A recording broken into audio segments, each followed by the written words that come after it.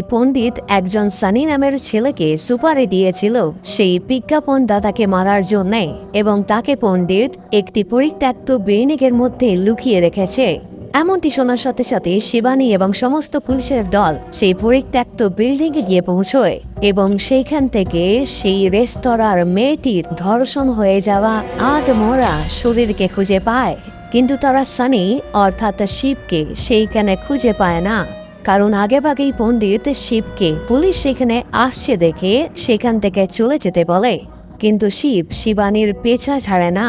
শিব তার নিজের মাথাকে দেওয়ালের মধ্যে ঠুকে ঠুকে ফাটিয়ে নেয় এবং শিবানীর গাড়ির সামনে এসে পড়ে, যা দেখে শিবানী তার গাড়িকে হঠাৎ করেই থামিয়ে দেয় এবং শিবকে সেই চাওয়ালা ভেবে এবং সাথেই সে আহত দেখে তাকে গাড়ির ভেতরে ঢুকিয়ে নেয়। কিন্তু তখনই হঠাৎ করে শিব তার ধারালো বেল্টকে দিয়ে শিবানীর গলায় বসাতেই যায়, কিন্তু তখনই শিবানী সেই বেল্টকে তার হাতে করে আটকে দেয় এবং সাথেই বলে কি সে আগেই দেখে নিয়েছিল শিবের কোমরে থাকা সেই বেল্টকে, এবং সেই কারণে শিবানী বুঝে গিয়েছিল কি শিবই হলো সেই রেপিস্ট এবং খুনি, যার কারণে শিবানী তাকে গাড়ি থেকে নামায় এবং বেধড়ক মারতে থাকে। কিন্তু সেই ফাঁকেই কৌশলের মাধ্যমে শিব মাটিতে পড়ে থাকা একটি পেরেককে শিবানীর পায়ে গেঁথে দেয় এবং শিবানীর হাত থেকে পালিয়ে যেতে সক্ষম হয়। কিন্তু এই ঘটনার কারণে শিবানী জানতে পেরে যায় কি এই শিবই হলো সানি। কিন্তু এরই ফাঁকে শিবানীর হাতে একটি দারুণ ভিডিও লেগে যায়। শিবানীর হাতে সেই মেলার প্রথম মেয়েটি, যার নাম লতিকা, তার সাথে শিবের ঝগড়ার একটি ভিডিও শিবানীর হাতে এসে পৌঁছয়, যার ফলে শিবানী সেই ভিডিওকে গোটা নেটে ভাইরাল করে দেয় এবং সবাইকে বলে দেয় কি যদি কেউ সেই ছেলেকে দেখতে পেয়েছে তাহলে সোজা পুলিশদের জানাতে। শিবানীর এমনটি করার কারণে শিবকে এইবারে মুখ লুকানোর জন্য বোরখা পরে ঘুরতে হয়। শিব সেই শহরে বেশি দিন থাকতে পারবে না ভেবে সে পণ্ডিতকে কল লাগায় এবং অন্য কোনো কাজের বদলে তাকে শহর থেকে বের করে দেওয়ার আর্জি জানায়। কিন্তু পণ্ডিত জানতে পেরে যায় কি সে একজন রেপিস্ট, যে কারণে পণ্ডিত শিবকে দিয়ে আর কোনো কাজই করাতে চায় না। উল্টো বলে দেয় কি যদি সে শিবকে সেই শহরে আবার দেখতে পেয়েছে তাহলে সে তাকে প্রাণে মেরে ফেলবে। এমন শুনে শিব প্রচন্ড রেগে যায় এবং সেই কারণে শিব এইবারে পণ্ডিতের ছেলের মোবাইলকে চুরি করে এবং তার মেয়েকে তার ভাইয়ের অ্যাক্সিডেন্টের কথা বলে কিডন্যাপ করে নেয়।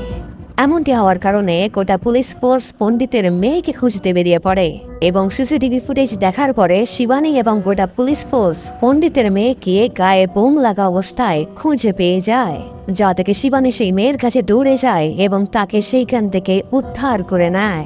এই ঘটনাটির পরে শিব একটি বেনিওয়াল নামের বড় পার্টির লিডারকে ফোন করে এবং ফোন করে তাকে বলে কি সে জানে কি যদি সুনন্দা তার বিরুদ্ধে দাঁড়ায় তাহলে বেনিওয়াল এইবারের ভোটে জিততে পারবে না, তাই সুনন্দাকে আমি দেখে নেব, বদলে তুমি আমাকে এই শহর থেকে বেরোতে সাহায্য করবে। এমনটি শুনে বেনিওয়াল রাজি হয়ে যায়, যেই কারণে শিব পরদিন সকালে সুনন্দাকে মন্দির থেকে তুলে নেয় এবং তাকে একটি বস্তায় বন্দি করে কিডন্যাপ করে নেয়। কিন্তু এইবারের এই খবরকে শুনে শিবানী তার সহকর্মীদের বলে কি সে শিবকে দৌড়তে দেখেছে। তার দৌড়তে অবস্থা খারাপ হয়ে যায়, যার ছোটবেলা থেকেই অ্যাজমা রয়েছে সে পালানোর চেয়ে লুকানো বেশি পছন্দ করবে, যে কারণে শিবানী সেই মন্দির সংলগ্ন একটি বসতিতে যায় এবং সেইখানে গিয়ে দেখে একটি অদ্ভুত কাণ্ড। দীপাবলির সময়ে যখন প্রত্যেক বাড়িতে প্রদীপ জ্বলছে এবং সকলে বাড়ির বাইরে আনন্দ করছে, তখন সেই বসতেরই একটি বাড়ির দরজা বন্ধ এবং সাথেই সেই বাড়ির বাইরে কোনো প্রদীপ জ্বলছে না। এমনটি দেখে শিবানী সেই বাড়ির কাছে যায় এবং সেই বাড়ির লোকজনেদেরকে জিজ্ঞাসাবাদ করে। শিবানী তাদেরকে শিবের ছবি দেখিয়ে বলে কি যদি তোমরা এই ছেলেকে দেখতে পেয়েছো তাহলে আমাকে এই নাম্বারে কল করবে। এরই সাথে শিবানী বলে কি তার ফোন সুইচ অফ হয়ে গিয়েছে, তাই সে তাদের ফোন থেকে একটি ফোন করতে চায়।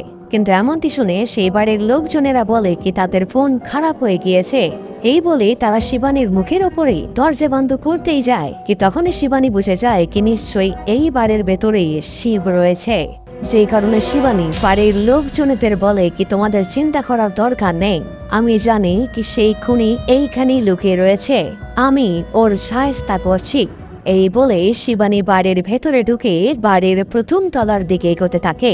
কিন্তু হঠাৎ করেই কৌশলের মাধ্যমে শিব শিবানীকেও ধরে নেয় এবং তার হাত পা মুখ বেঁধে তার সামনে সুনন্দা সমেত সেই বাড়ির বড় মেয়েকেও মারতে থাকে। কিন্তু তখনই হঠাৎ করে শিবানী বলে ওঠে কি তুই তোর মায়ের খুনি তাই না?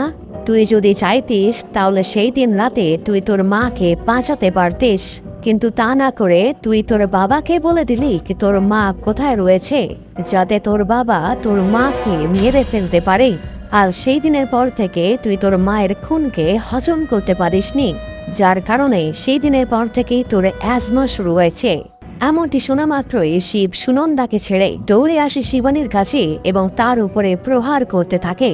কিন্তু সেই ফাঁকেই শিবানী ইশারাতেই সুনন্দা এবং সেই বাড়ির মেয়েকে সেই বাড়িতে উপস্থিত রঙের ডিব্বাগুলিকে দেখিয়ে দেয় এবং সেগুলিকে শিবের ওপরে ছুঁড়ে দিতে বলে।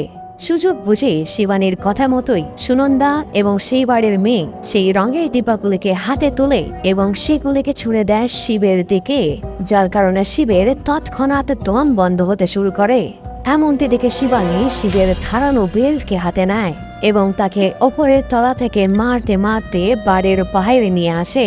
মারতে মারতে শিবানী প্রচন্ড ঠুকে যায়, যে কারণে সেই মারার ভার এইবারে সুনন্দা সমেত সেই বাড়ির বড় মেয়ে তাদের নিজেদের হাতে তুলে নেয় এবং তাকে মারতে মারতে সেইখানেই মেরে ফেলে।